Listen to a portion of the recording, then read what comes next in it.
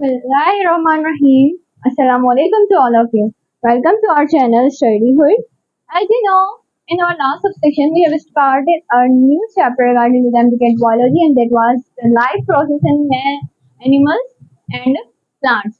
So हम अपने circulatory system पर थे, जिसमें से हमने ब्लड सिस्टम को स्टार्ट किया था और हार्ट को लास्ट लेक्चर में कंप्लीट किया है। आज हम इस नए से लेक्चर में ब्लड वेसल्स को स्टार्ट करने वाले हैं, और after that we will discuss about the lymphatic system. तो सबसे पहले ब्लड वेसल्स की बात करें तो आपके पास सिर्फ 3 types of the blood vessels होती हैं। First one you have the arteries, then veins, and lastly we have the capillaries. अगर हम इंट्रोडक्शन की बात करें तो arteries are the capillaries which carries the blood away from the heart से blood को दूर लेकर जाना काम हमारे पास किसका है? आर्टरीज का। यानी हमने देखा था ना कि आर्टरीज जो है वो ब्लड से, यानी आओर्टा जो फेमस आर्टरी है हमारे पास हार्ट से रिलेटेड, वो ब्लड को लेकर जा रही थी कहाँ? बॉडी पार्ट्स की तरफ। ठीक है जी। तो आर्टरीज जो है वो सारी की सारी सिर्फ और सिर्फ उनका काम क्या है कि ब्लड को लेकर आना वापस। और वेन्स का काम है कि हार्ट से ये लेकर जाएगी और ये हार्ट की तरफ लेकर आएगी, जिसमें हमने पल्मोनरी वेन को भी देखा था कि जो ब्लड जो है वो हार्ट के अंदर ड्रेन कर रही थी। तो वेन्स का काम क्या होता है कि it carries the blood toward the heart. And lastly we have the capillaries. अगर हम बोले कि इन दोनों के बीच में कनेक्टर, यानी अगर कोई एक चीज लेकर जा रही है और एक चीज लेकर आ रही है, तो उन दोनों के दरमियान कोई ना कोई लिंक तो जरूर मौजूद होगा ना, जो कि उन दोनों को कनेक्ट कर रहा है। ऐसी कौन सी चीज जो उनको रिसीव करती है? Of coursely that is your capillaries. Capillaries जो है it actually carries the blood from the artery to veins. जब आर्टरीज ब्लड लेकर आती हैं पूरी बॉडी तक, अब चाहे वो आप सपोज करें, आप अपनी फिंगर टिप को सपोज कर लें, आप फिंगर टिप को देखें, फिंगर तक आपके हार्ट से जो ब्लड है वो ट्रेवल करता हुआ आ रहा है। ओके, अब फिंगर तक आया, बीच में कहीं ना कहीं ब्लड में से जो हमारे प्लाज्मा है, यानी कि उसमें प्रोटीन, कार्बोहाइड्रेट, लिपिड, हर चीज मौजूद है। अब कहीं ना कहीं उसकी नीड हुई और वहां पर वो सपोज कर ले ऑक्सीजन ही दे दिया उसने किसी भी सेल में, बीच में जो सेल है उनको आपके पास जो है वो जरूरत हुई। Suppose this is your heart,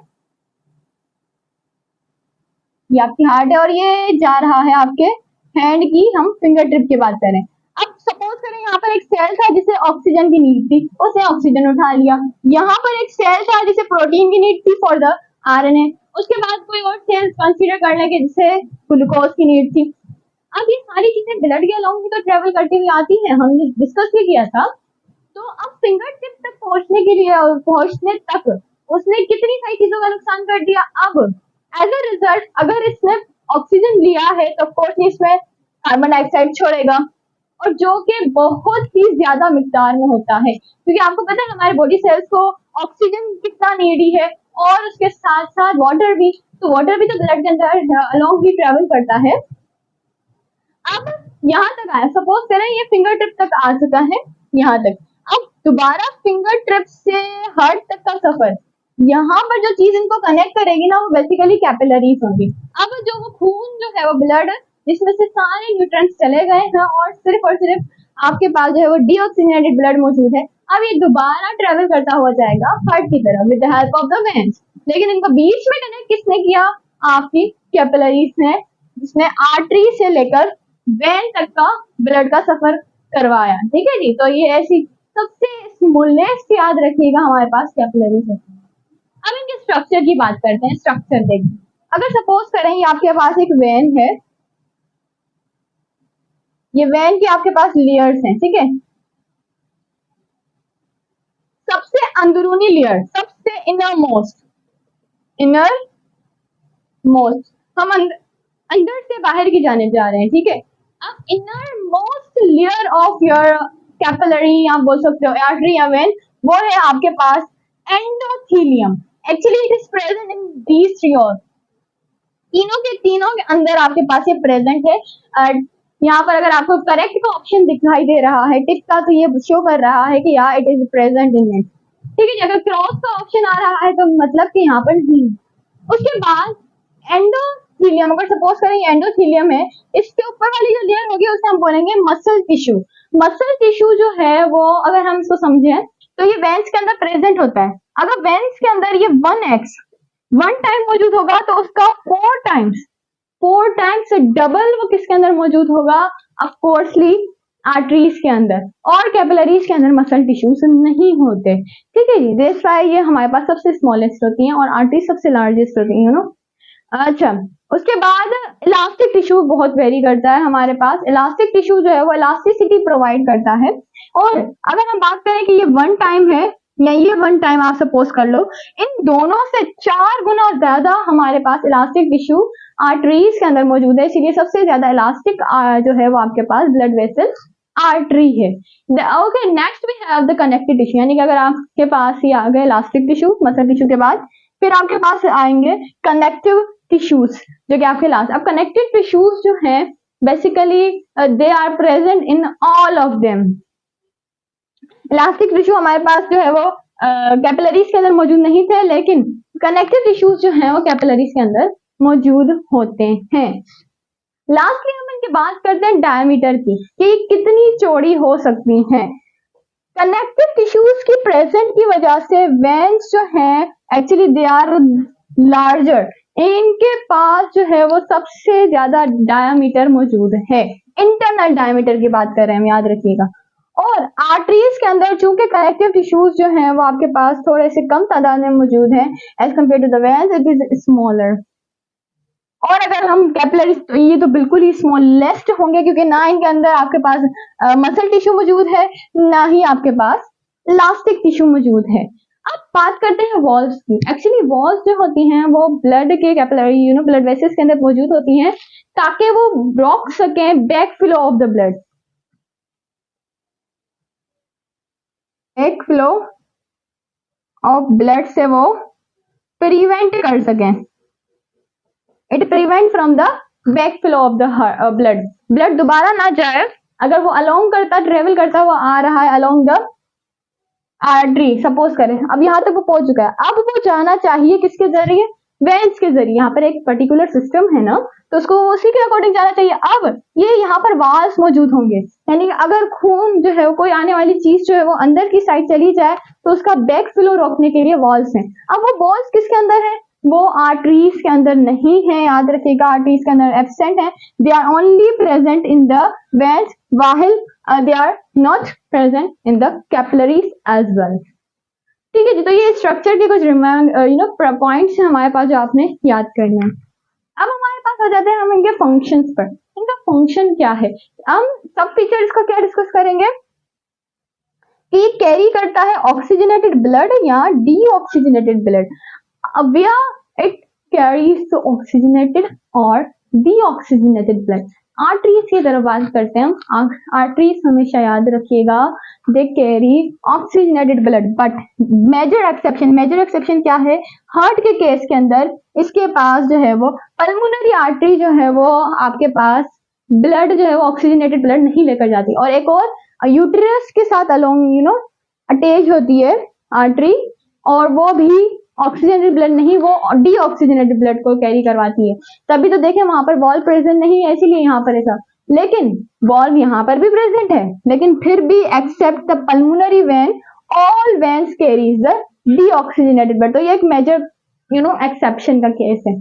अब कैपिलरीज की तरफ आते हैं, तो कैपिलरीज जो है वो मिक्स्ड है, यानी कि क्योंकि उसने आर्टरी से लेना है और वेन को ट्रांसफर करना है, उसका काम सिर्फ बीच में रहना है, तो इसलिए वो मिक्सिंग हो जाती है अंदर आने, यानी कि ऑक्सीजनेटेड ब्लड आया और फिर वो डीऑक्सीजनेटेड वेन के थ्रू जाए तो मिक्सिंग हो जाएगी, इसलिए वहां पर मिक्स्ड है। समटाइम्स आप बोल सकते हो कभी उसके अंदर प्रॉपर ऑक्सीजनेटेड होगा, कभी प्रॉपर डीऑक्सीजनेटेड होगा, ठीक है, कभी कभी मिक्स्ड होगा। अब बात करते हैं इनके न्यूट्रिएशन के बारे में, कि यानी कि ये न्यूट्रिएंट्स को अपने अलोंग ट्रेवल करवाती है या नहीं। याद रखिएगा, आर्टरीज के अंदर किसी किस्म का कोई एक्सचेंज नहीं होता न्यूट्रिएंट्स का, और वेन्स के अंदर भी नहीं होता। होता किसके अंदर है, सिर्फ और सिर्फ कैपिलरी, क्योंकि हमने देखा कि ये आर्टरीज से ले रही हो और वेन्स को दे रही है, ठीक है जी। तो ये आपके पास कैरी करने का सिस्टम है, ठीक है। अब बात करते हैं ब्लड प्रेशर की। ब्लड प्रेशर याद रखिएगा आर्टरीज के केस में we have the highest blood. जब आर्टरी से ब्लड लेकर आ रही होंगी तो उनके पास हाईएस्ट ब्लड प्रेशर होगा, और जब वो वेंस डीऑक्सीजन ब्लड जो है वो वेंस के थ्रू जा रहा होगा तब उनका अगर ब्लड प्रेशर आप मेजर करो ना तो इट इज द लोवेस्ट। ठीक है जी। और अगर हम कैपिलरीज की बात करें तो ये तो हमेशा ही लो ही रहता है। अब पल्स की बात करते हैं, क्या ये पल्सेटाइल है या नहीं। तो याद रखिएगा आर्टरीज जो है वो पल्सेटाइल होती है। क्यों? क्योंकि यहाँ पर इसमें क्या मौजूद था, इलास्टिक टिश्यू 4 टाइम्स इसमें भी मौजूद है, लेकिन ये इतनी ज्यादा तादाद में नहीं है, इसलिए ये हमारे पास पल्सेटाइल नहीं है। बाहर इसके अंदर कैपिलरीज के अंदर तो बिल्कुल ही प्रेजेंट नहीं है, इसीलिए हम इसको भी पल्सेटाइल कंसीडर नहीं कर सकते। अब बात करते हैं लास्टली के speed of the blood flow. Blood flow जो है वो किस स्पीड के साथ करता है। सबसे पहले बात याद रखिएगा आर्टरीज के केस में it will travel from aorta to arteriole. हमें पता है हार्ट से किस आर्टरी ने रिसीव करनी है ब्लड को, आपके aorta ने, और किसकी तरफ ट्रांसफर करना है, आर्ट्रियोल की तरफ। वेन्स की अगर हम बात करें तो it will receive the blood from the venule and then transfer to the heart through the vena cava. आपने हार्ट के सिस्टम में इन दोनों नामों को जरूर पढ़ा होगा, एक aorta एक वेना केवा, क्योंकि ये दोनों चीजें जो है वो अटैच्ड होती हैं हार्ट के साथ। और कैपिलरी हमारे पास कोई भी नहीं है जो कि एसोसिएटेड है विद द हार्ट, क्योंकि उसका काम सिर्फ उन दोनों चीजों को कनेक्ट करना है, हार्ट के साथ नहीं है। इसीलिए हम इसको बोलते हैं कि इसकी स्पीड जो है वो ब्लड फ्लो का वो स्लोवेस्ट है। ठीक है जी। तो यहाँ तक तो बात हो गई हमारे पास एक कंपैरिजन टेबल जो हमने कंस्ट्रक्ट किया इन दोनों के दरमियान। अब ब्लड प्रेशर होता क्या है। ब्लड प्रेशर अगर मैं छोटा सा एक इंट्रोडक्शन दूंगा regarding to the blood pressure तो याद रखिएगा कि वो फोर्स, प्रेशर को हम किस तरह डिस्क्राइब करते हैं कि फोर्स पर यूनिट एरिया। अब फोर्सली अगर आपको पता होगा हम प्रेशर को किस तरह डिस्क्राइब करते हैं कि प्रेशर या फोर्स पर यूनिट एरिया। अब यहाँ पर आप क्या करो, सिर्फ लगा दो कि blood exert the force per unit area. ये एरिया यहाँ पर क्या होगा, ब्लड वेसल। तो आप किस तरह से कंप्राइज कर सकते हो सेंटेंस को कि force exerted by the blood per unit area of blood vessel. तो ये आपके पास क्या हो जाएगा, ब्लड प्रेशर। अब ब्लड प्रेशर की हमारे पास जो है वो किसमें कैलकुलेट करते हैं, ये भी आपको बात पता है कि हम उसको मिलीमीटर mm hg के अंदर जो है वो उसको कैलकुलेट करते हैं। ठीक है जी। तो अब यहाँ पर इसकी बात हमारे पास यूनिट भी आ गया इसका। ब्लड प्रेशर को थोड़ा सा डिटेल में स्टडी करते हैं। सबसे पहले इसकी डेफिनेशन को अगर आप देखें तो it is the force exerted by the blood per unit area. किसका यूनिट एरिया, ब्लड वेसल्स का। तो blood vessel, suppose you have a blood vessel.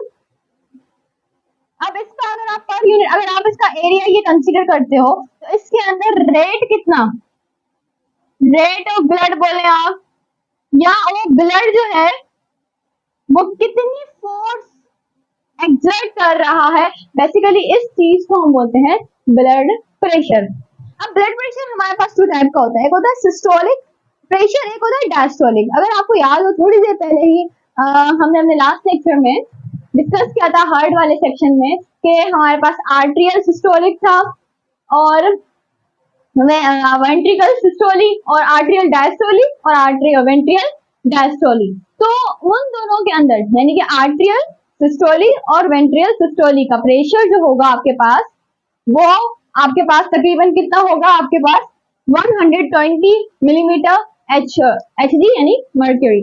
तो मिलीमीटर मर्क्यूरी के अंदर हम इसको कैलकुलेट करते हैं क्योंकि इसका यूनिट ही मिलीमीटर मर्क्यूरी है। ठीक है जी। तो सिस्टोलिक प्रेशर आई होप आप समझ में होंगे कि उन दोनों वेसल्स यानी कि आर्ट्रियल सिस्टोली और वेंट्रिकल सिस्टोली, उन दोनों वेन्स और आर्टरीज जो सिस्टोलिक हैं उनका प्रेशर जो है वो आपके पास सिस्टोलिक प्रेशर होगा। और डायस्टोलिक इसी तरह अगर आप बात करें तो आर्ट्रियल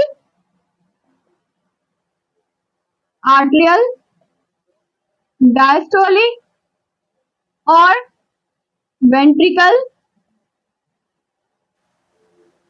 डायस्टोलिक। तो इन दोनों के अंदर किसी भी डायस्टोलिक वाल्व को ले या किसी भी डायस्टोलिक आप ब्लड वेसल को ले लो, उसके अंदर जो प्रेशर होगा बेसिकली हम बोलते हैं उसे डायस्टोलिक। अब इनके रेट क्या है हमारे पास, ये डायस्टोलिक जो है वो याद रखिएगा इट इज 120 मिलीमीटर मर्क्यूरी, और डायस्टोलिक प्रेशर जो है वो नॉर्मल प्रेशर आपका जो है वो कितना होना चाहिए, 80 मिलीमीटर मर्क्यूरी।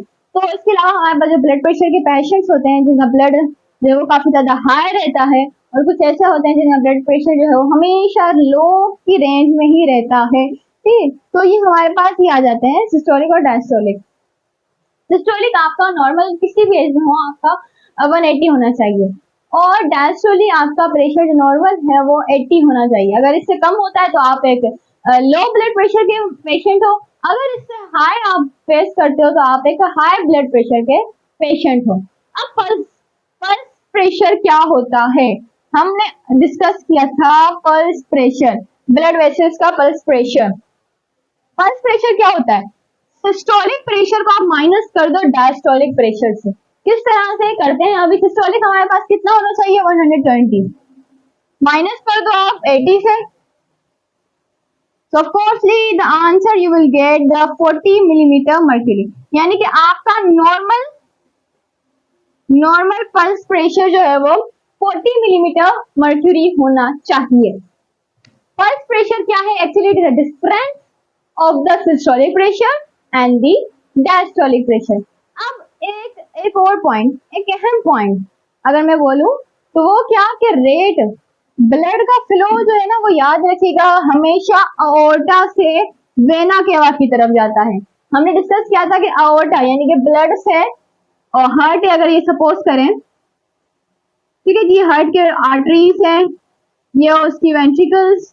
अब यहाँ पर जो है वो अओर्टा और ये रहा वेंट्रिकल, ये ना एक ब्लड जो है वो लंग्स की तरफ जाता है, एक अओर्टा।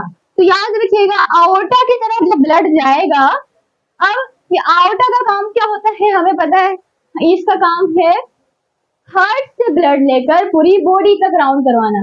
अब पूरी बॉडी तक होगा किस तरह से, आप देखें दें, अब सपोज करें कि अओर्टा से ब्लड गया, पहले आया, अब वो अओर्टा से ट्रेवल करते हुए पूरी बॉडी में गया, फिर बीच में उससे कैपिलरीज मिली, जिस कैपिलरीज ने इसको कनेक्ट किया विद द वेन्स। अब उसने अपना ब्लड जो है वो वेन्स को दे दिया। अब वेन्स क्या करेंगी, फिर वो भेजेंगी कहाँ, अब वो वेन्स दोबारा हार्ट की तरफ आएंगे। अब जो हार्ट की तरफ आएगी ना वेन, वो वेन बेसिकली होती है पल्मोनरी वेन, और उससे हम और एक और वेन क्या, वेना केवा।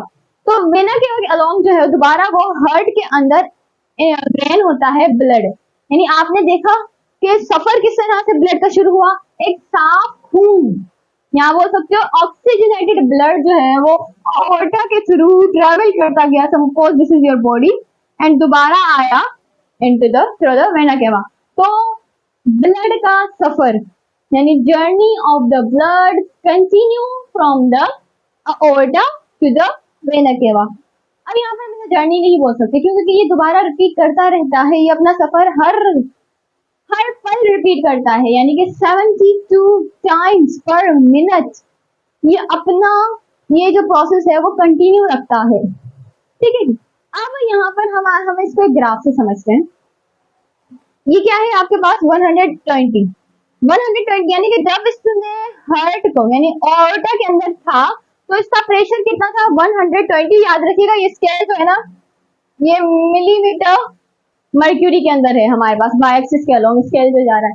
अब इसने जब हार्ट को लीव किया तब इसका प्रेशर 120 था, फिर जब ये आर्टरिया के अंदर गया तब इसका प्रेशर हल्का सा डिक्रीज होना शुरू हुआ, फिर ये आर्टरियोल्स के अंदर गया, तो अब ब्लड जो है वो आर्टोटा की तरफ आया, तो आप देख सकते हो वो उसका जो प्रेशर था वो कितना था 120। याद रखिएगा ये स्केल हमारे पास जो है वो मिलीमीटर मर्क्यूरी के अंदर है अलोंग द वाई एक्सिस। अब यहाँ पर हमारे पास जब उसने हार्ट को लीव किया थ्रू द ऑर्टा, उसका प्रेशर आप देख सकते हो कितना है 120। But when it drain the blood into the आर्टिया के अंदर इसने ड्रेन किया ब्लड को, तब भी इसका प्रेशर आप देख सकते हो हल्का सा डिक्रीमेंट आ रहा है। आर्ट्रियोल्स के अंदर और ज्यादा डिक्रीमेंट आ गया।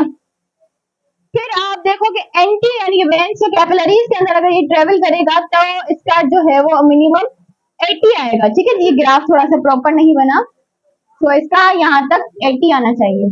अब 80 उसके बाद फिर ये जो है वो ट्रेवल करता रहेगा और लास्टली वेना केवा की अगर आप बात करें तो वेना केवा तक इसका सफर जो है वो इख्तिताम होता है।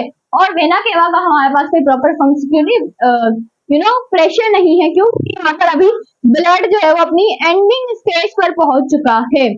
ठीक है जी, तो आई होप आपको ये ग्राफ जो है वो समझ में आया हो। अगर इससे रिलेटेड कोई भी क्वेश्चन हो जो कि ना समझ में आए, वो आप कमेंट्स में पूछ सकते हैं। एक बार फिर इसको रिपीट कर लेते हैं, रिपीट करते हैं, ठीक है जी। सबसे पहले ब्लड aorta की तरफ आया, जब उसने हार्ट को लीव किया तो वो था 120, फिर वो ड्रेन हुआ इनटू द आर्टिया। अब उसका प्रेशर जो है वो डिक्रीज होना शुरू हुआ, फिर आर्ट्रियोस और ज्यादा डिक्रीज हुआ, अब फिर वेन से कैपिलरीज के अंदर अगर वो ट्रेवल करेगा फिर उसका और ज्यादा डिक्रीज होगा। आहिस्ता आहिस्ता वो वेना केवा के अंदर जब वो पहुंचेगा तब वो उसका बिल्कुल प्रेशर जो है वो खत्म हो जाए। तो ये ग्राफ जो है वो प्रेशर को शो कर रहा है, which is moving the blood from the aorta to the vena cava. ठीक है जी स्टूडेंट, तो आई होप आपको ये वीडियो लेक्चर जो है वो समझ में आ गया होगा regarding to the blood vessels. इंशाल्लाह अब आपसे मुलाकात होती है अपने न्यू सबसेक्शन में विद अ न्यू टॉपिक। तो तब तक के लिए अल्लाह हाफिज, take care and thanks for watching.